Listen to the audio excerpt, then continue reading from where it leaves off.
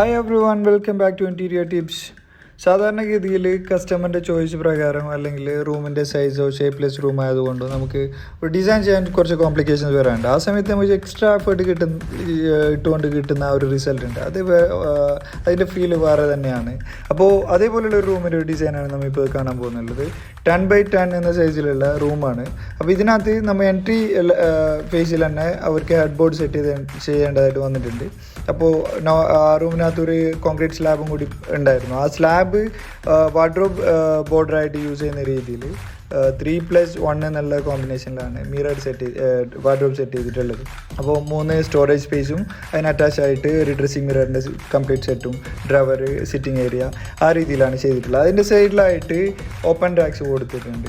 Cosmetics അങ്ങനെ കാര്യങ്ങൾ വെക്കുന്നതിന് വേണ്ടിയിട്ടുള്ള ഓപ്പൺ റാക്സും കൂടി കൊടുത്തിട്ടുണ്ട്. അപ്പോൾ ഒരു വാൾ കംപ്ലീറ്റ് ചെയ്തതിന് ശേഷം ഇതിൻ്റെ മറ്റ് 2 വാളിലും വിൻഡോ ബ്ലൈൻഡ്സ് വരുന്നുണ്ട്. അത് വുഡ് കളറിന് മാച്ചിങ് ആയിട്ടുള്ള ബ്ലൈൻഡ്സ് ആണ് യൂസ് ചെയ്തിട്ടുള്ളത്. അതേപോലെ തന്നെ യൂഷ്വലി ചെയ്യുന്ന പോലെ തന്നെ വിൻഡോ പാനലിംഗ് സെറ്റ് ചെയ്തിട്ടുണ്ട്. ഇതിൻ്റെ ഹെഡ് ബോർഡ് നമുക്ക് ഡിഫറെൻ്റ് ആയിട്ടുള്ള ഒരു ഡിസൈനാണ് ചൂസ് ചെയ്തിട്ടുള്ളത്. സീബ്ര ലൈൻസും അതേപോലെ സിഗ്സാഗ് കട്ടിങ്സും കൊടുത്തിട്ട് ആ കട്ടിങ്ങിൻ്റെ സൈഡിലായിട്ട് വാൾപേപ്പർ കട്ടിങ്സ് ആണ് സെറ്റ് ചെയ്തിട്ടുള്ളത്. അത് ഒരു ഡിഫറെൻറ്റ് ലുക്ക് നമുക്ക് ഇതിനകത്ത് കിട്ടിയിട്ടുണ്ട്. അതേപോലെ തന്നെ ക്യൂൺ സൈസിലുള്ള കട്ടിൽ 16-75 കോട്ട് സൈസാണ് ഇതിനകത്ത് യൂസ് ചെയ്തിട്ടുള്ളത്. റൂം സൈസ് കാരണം തന്നെ ആ സൈസാണ് യൂസ് ചെയ്തിട്ടുള്ളത്. അതേ ഇതിൽ തന്നെ കോട്ടിൻ്റെ നേരെ ഓപ്പോസിറ്റ് വാളിലായിട്ട് AC പ്ലേസ് ചെയ്യാൻ സാധിച്ചിട്ടുണ്ട്.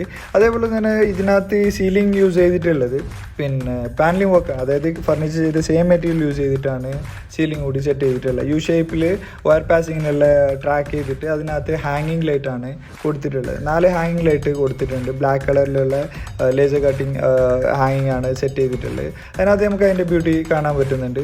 എന്തായാലും ഒരു ഡിഫറെൻറ്റ് ഹെഡ് ബോർഡ് ഡിസൈനും പിന്നെ നമുക്ക് സ്പേസ് യൂട്ടിലൈസ് ചെയ്യുന്ന രീതിയിൽ ചെറിയ റൂമിൽ സെറ്റ് ചെയ്യാൻ പറ്റുന്ന രീതിയിലുള്ള വാർഡ്രോബ് ഡിസൈൻ നമുക്ക് ഇതിനകത്ത് കൊണ്ടുവരാൻ പറ്റിയിട്ടുണ്ട്.